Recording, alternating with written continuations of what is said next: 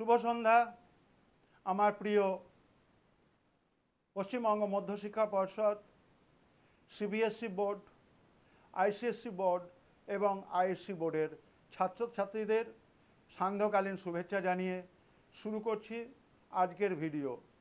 স্বামী বিবেকানন্দ এবং নব্য বেদান্তবাদ। স্বামী বিবেকানন্দ এবং নব্য বেদান্তবাদ, নিও বেদান্তিজম অ্যান্ড স্বামী বিবেকানন্দ।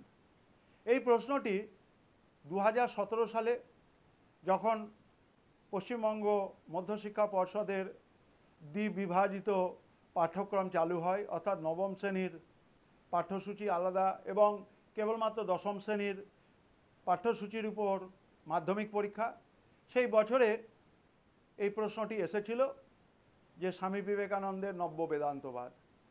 তোমাদের শুভেচ্ছা জানিয়ে শুরু করছি আজকের এই ভিডিও, নব্য বেদান্তবাদ এবং স্বামী বিবেকানন্দ।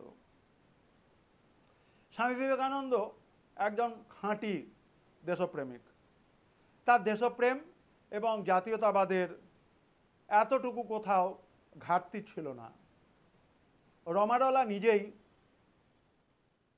যখন কবিগুরুর সঙ্গে আলাপচারিতা করছিলেন, তিনি প্রশ্ন তুলে দিয়েছিলেন যে হোয়াট ইজ ইন্ডিয়া, ভারতবর্ষ কী?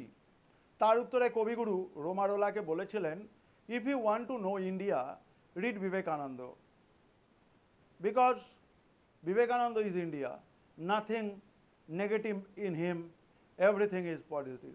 অর্থাৎ যদি ভারতকে জানতে চাও, চিনতে চাও, তাহলে অবশ্যই স্বামী বিবেকানন্দকে পড়ো, কারণ স্বামী বিবেকানন্দ সাক্ষাৎ ভারতবর্ষ এবং তার মধ্যে নেতিবাচক কিছু নেই, যা কিছু রয়েছে সবই ইতিবাচক। স্বামী বিবেকানন্দ কি বলছেন?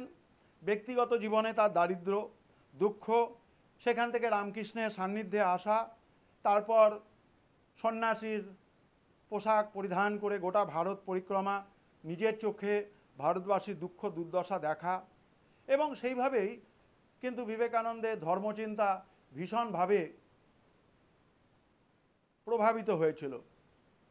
এই জন্য মানুষকে তিনি আচার অনুষ্ঠান সর্বস্ব ধর্মের বেড়াজাল থেকে মুক্ত করে সেবার আদর্শ তুলে ধরতে চেয়েছিলেন।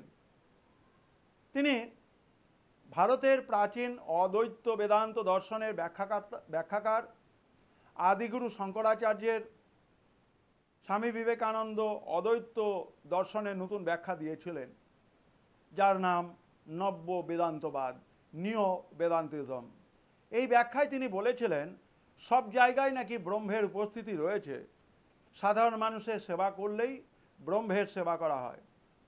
স্বামী বিবেকানন্দ 1893 সালের 11 সেপ্টেম্বর থেকে 27 সেপ্টেম্বর আমেরিকার বিশ্ব ধর্ম সম্মেলনে শিকাগোতে যোগ দিয়েছিলেন। সেখানে তিনি তার বক্তৃতায় ভারতের সনাতন হিন্দু ধর্মের অদ্বৈত বেদান্তের বিশ্বজনীন আদর্শ এবং বিশ্বজনীন মানব প্রেমের আদর্শকে তুলে ধরেছিলেন। প্রাচীন অদ্বৈত দর্শনে সমাধির উপর যে গুরুত্ব দেওয়া হয়েছে, সেই জায়গাটাকে তিনি অন্য চোখে দেখেছেন এবং তিনি নির্বিকল্প সমাধির উপর গুরুত্ব দেননি। বিবেকানন্দ তার নব্য বেদান্তবাদে মানুষের মানব মুক্তির পথ দেখিয়েছিলেন এবং এই জন্যই বাহ্য জ্ঞান বিবর্জিত ধ্যানমগ্ন অবস্থার উপর তিনি গুরুত্ব দিয়েছিলেন। এইভাবেই স্বামীজি তার নতুন বেদান্তের মধ্য দিয়ে মানুষকে মুক্তির পথ দেখিয়েছিলেন। অত্যন্ত সংক্ষেপে 4 নম্বরের একটি প্রশ্ন, নব্য বেদান্তবাদের ধারণা, তার উপরে আলোকপাত করা হলো। তোমরা in the light off history, ইতিহাসের আলো ইউটিউব চ্যানেলকে সাবস্ক্রাইব করবে, বন্ধুদের মধ্যে শেয়ার করবে, কারণ তোমাদের 2025 সালে মাধ্যমিক পরীক্ষার জন্য অত্যন্ত গুরুত্বপূর্ণ ভিডিওগুলোকে আমি তোমাদের জন্য উপহার হিসেবে আমার ছোট্ট এই চ্যানেলে তুলে ধরেছি। আমার এই ছোট্ট চ্যানেল 3 মাস তার বয়স, কিন্তু এই অল্প সময়ের মধ্যে তোমাদের ভালোবাসা, তোমাদের স্যারের প্রতি কর্তব্য এবং সর্বোপরি সারা ভারতবর্ষ মাটি ছাড়িয়ে বিদেশের মাটিতে যারা দর্শক রয়েছে, সবার কাছে ইতিহাসের অত্যন্ত নির্ভরযোগ্য তথ্যের এক চ্যানেলের নাম হচ্ছে in the light off history, ইতিহাসের আলো। ইতিহাসের তথ্যগুলোকে সহজ সরল বাংলা ভাষা, ইংরেজি ভাষাতে তোমাদের কাছে পৌঁছে দেওয়াটাই আমার কর্তব্য। তোমরা আমার পাশে থেকেছো এবং এই 3 মাসের মধ্যে আমার গ্রাহক সংখ্যা অনেকটাই হয়েছে, দর্শক সংখ্যা প্রায় 18,000-এর কাছাকাছি এসেছে। এটা কিন্তু সম্ভব হয়েছে তোমাদের জন্যই।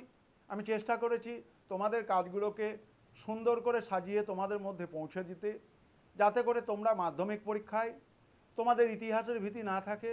ইতিহাস অত্যন্ত সহজ বিষয়, নিজের ভাষাতে ইতিহাসকে নিয়ে লেখো, 2-3বার এই ভিডিওগুলো শোনো, শুনলে পরে কিন্তু তোমাদের মাথায় ধারণাগুলো পরিষ্কারভাবে চলে আসবে। তোমরা সাবলীলভাবে নিজের সহজ সরল মাতৃভাষাতে ইতিহাসটা লিখতে শিখবে। আমার এই আবেদন তোমাদের কাছে, তোমরা এই চ্যানেলটিকে সাবস্ক্রাইব করো, বেশি বেশি করে বন্ধুদের মধ্যে প্রচার করো, এবং তারাও যাতে করে, যারা এখনও এই চ্যানেলটি সাবস্ক্রাইব করেনি বা এর দর্শক নয়, তারাও যাতে দর্শক হতে পারে। আগামীকালকে আবার তোমাদের জন্য নতুন ভিডিও নিয়ে ফিরে আসবো।